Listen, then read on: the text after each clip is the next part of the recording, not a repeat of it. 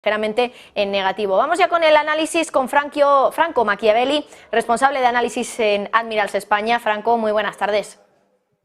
¿Qué tal, Marta? ¿Cómo estás? Bueno, ¿cómo estás viendo estos primeros latidos de Wall Street? Porque se lo contábamos al principio a los espectadores, en cuanto ha abierto Wall Street lo han hecho todos los índices en negativo y ahora están todos en positivo. Parece que de nuevo esta semana, imagino que va a ser también de esas semanas frenéticas, ya no solo por datos macroeconómicos, sino porque además tenemos resultados en el sector tecnológico, que ya sabemos que nos acostumbran a bastantes vaivenes. ¿Cómo ves en general la situación, Franco? Bien, efectivamente, o sea, como bien ha señalado Marta, al final es una semana que, si no hubiese resultados empresariales, estaría marcada por ese blackout de la Fed a la espera de la reunión más importante de la semana que viene. No obstante, es curioso lo que tenemos encima de la mesa esta semana porque, como bien ha señalado, tenemos resultados empresariales. El 40% de las compañías del S&P van a presentar resultados esta semana. También has hablado de las tecnológicas, también muy cierto, es verdad, gran parte de las FANG también presentan resultados esta semana. ¿Y qué tenemos de momento en el mercado? Bueno, es verdad, como también señalabas ahora, Marta, pues que si para arriba, que si para abajo, que si negativo, que si positivo. Pues la verdad, todo hay que decirlo. Y venimos aproximadamente, estamos viendo ahora mismo en pantalla Nasdaq 100, pues unos 20 días de lateralidad, que es justamente lo que estamos viendo aquí en pantalla, gráfico diario, aburrimiento total, al menos de momento. Y claro, fíjate que lateraliza en un punto clave. ¿Por qué decimos un punto clave? Porque la zona de los 13.600 para el Nasdaq es vital. Es vital porque nosotros siempre hacemos un tipo de análisis muy simple de entender, ¿de acuerdo? Es decir, como estamos viendo en pantalla, no hay indicadores ni hay nada.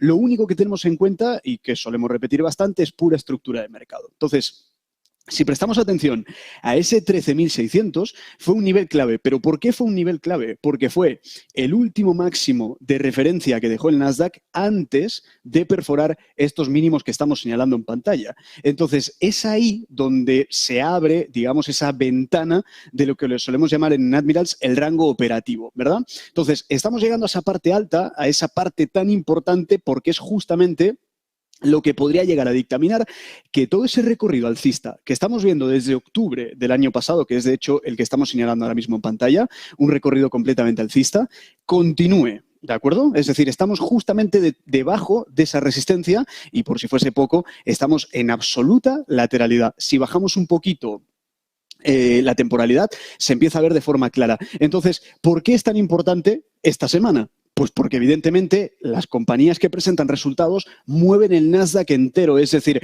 si miramos la ponderación del Nasdaq nos vamos a dar cuenta que las que más peso tienen son las que justamente reportan resultados esta semana. Hablamos de Microsoft, hablamos de Alphabet, hablamos de Meta, hablamos de Amazon. Por supuesto, esto es lo que debería sacar de la lateralidad al Nasdaq, que ya viene casi un mes de pura lateralidad, moviéndose en un rango algo estrecho, ¿no? Es decir, un rango de 2,5, 3% de lo que es la variación desde el suelo al techo de la lateralidad. Entonces, y lo mismo aplica para el S&P, porque hemos dicho que presentan el 40% de compañías resultados esta semana. 40% de compañías del S&P. ¿Cómo está el S&P? Exactamente igual. Sí que es verdad que la lateralidad del Nasdaq es como bastante más notoria. La del S&P podríamos llegar a decir que no es tanta lateralidad, pero no ha habido mucho movimiento. Y en el S&P aplicamos exactamente la misma lectura. 4.150, 4.200...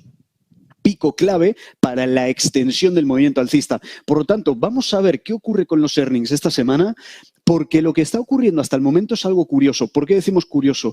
Porque si bien no vienen saliendo muy mal, los earnings en general, vienen teniendo un resultado generalmente positivo, pero es ahí donde muchos analistas están poniendo el foco en cómo eran las previsiones para que ahora se interprete positivo, ¿verdad? Es decir, teníamos expectativas revisadas a la baja para el primer trimestre del año 2023.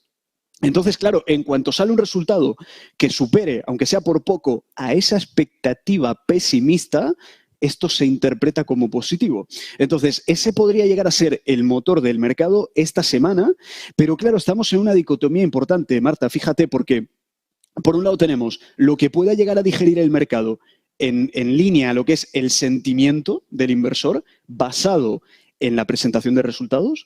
Pero, por otro lado, no sabemos cuál puede llegar a ser la reacción del mercado, pero ¿a qué me vengo a referir?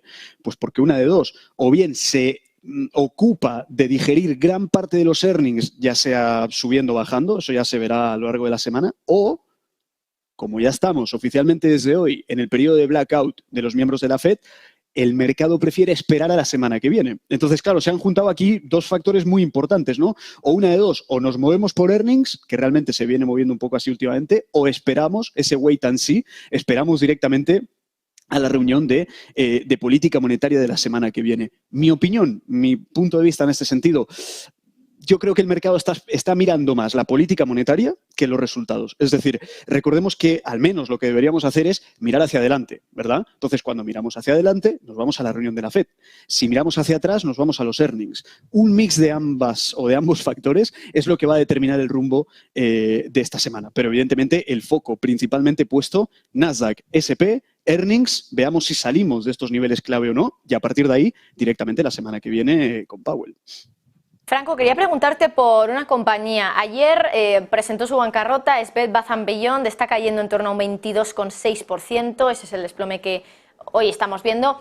Claro, es una empresa que ya llevaba dando señales de estar muy crítica desde hace meses, que quería conseguir financiación, pero finalmente no ha podido conseguirlo y por eso ha presentado la bancarrota. La cuestión o la pregunta que me hago yo es si va a haber más compañías que estén en esa misma situación, es decir, que necesiten más financiación, que los inversores no se la den y que acaben necesitando presentar esa bancarrota. ¿Crees que va a ser un caso aislado o algo que empecemos a ver realmente próximamente? Bueno, estos suelen ser avisos, ¿verdad? Suelen ser red flags y sobre todo, o sea, no sé si te acordarás, bueno, seguramente te acordarás, Marta, porque al final fue lo que movió el mercado recientemente, el tema de los bancos, ¿eh? Solamente hacía falta que saliese uno y ese posible efecto contagio, entonces ahora aplicaríamos exactamente la misma analogía. Es decir, el mercado está muy interconectado entre sí, ¿verdad? Entonces, al final, este tipo de noticias, por supuesto, lo que provocan es ya no solo el propio efecto en la compañía de por sí, sino el efecto contagio. Entonces, evidentemente, temas de financiación en una época como la actual es donde, pues evidentemente, es la reacción lógica que puedan llegar a ver teniendo en cuenta en el entorno macroeconómico en el que nos encontramos. Por lo tanto, al final, como diríamos cuando ocurrió exactamente lo de Silicon Valley Bank, vamos a ver ahora si hay un efecto colateral, un efecto dominó, un efecto contagio en el resto de compañías para empezar a partir de ahí a valorar un escenario u otro, evidentemente. Algo que de momento es un poco más complejo porque nos faltan justamente esa serie de datos en el movimiento colateral que decimos, ¿no? En ese efecto contagio. Pero en épocas actuales, algo que ocurra de esa talla o algo de ese estilo es esperable. Lo que el mercado tendría que llegar a esperar, aún así, es lo que decimos, ese efecto contagio para a partir de ahí en adelante llevar a cabo una valoración un poquito más extensa. Pero podríamos llegar a decir que en un entorno como el actual es absolutamente normal que ocurra eso. Hay empresas que lo estarán haciendo mejor, otras que lo estarán haciendo peor, requieran de esa financiación, no tengan esos recursos y evidentemente presenten esta problemática. Por lo tanto, a partir de ahí veremos efectivamente pues lo que decimos, ¿no? Ese posible efecto contagio en el resto de compañías. Bueno, pues Franco Machiavelli, responsable de análisis de Admirals España. Nos quedamos sin tiempo, me tengo que despedir ya. Me hubiera encantado poder seguir un poquito más hablando contigo de petróleo y otras cuestiones más, pero lo dejamos para la siguiente intervención. Gracias, Franco, como siempre. Igualmente, Marta, un saludo a vosotros. Bueno, y